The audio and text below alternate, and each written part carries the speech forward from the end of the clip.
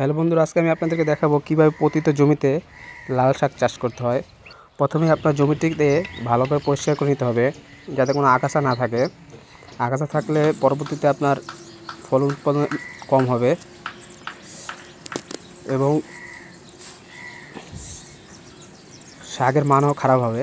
এই জন্য ভালো করে পরিষ্কার করে নেবেন। আগাছা পরিষ্কার হয়ে গেলে সুন্দর করে জমিটিকে সমান করে নেবেন। সমান করে নেওয়ার ফলে পরবর্তীতে আপনার পানি দিতে সুবিধা হবে এবং সমান হয়ে গেলে বিচি ছিটিয়ে দিবেন। বিচি ছিটানোর সময় খেয়াল রাখবেন যাতে সব জায়গায় সমান বিচি পড়ে, কোনো জায়গায় কম বেশি না হয়। এবং বিচি লাগানোর 7 দিনের মধ্যেই দেখতে পারবেন লাল শাকগুলো এরকম হয়ে যাবে। লাল শাক খুব দ্রুত বর্ধনশীল একটা শাক। এটা আপনার 25 থেকে 30 দিনের মধ্যে খাওয়ার উপযোগী হয়। লাল শাকে প্রচুর ভিটামিন আছে, যেটা আমাদের শরীরের জন্য উপকারী। তো লাল শাকের জন্য একটি লাইক দিয়ে যাবেন। পরবর্তী ভিডিও পাওয়ার জন্য অবশ্যই চ্যানেলটি সাবস্ক্রাইব করবেন এবং বেল আইকন ক্লিক করে রাখবেন। তো সবাই ভালো থাকবেন। ধন্যবাদ সবাইকে।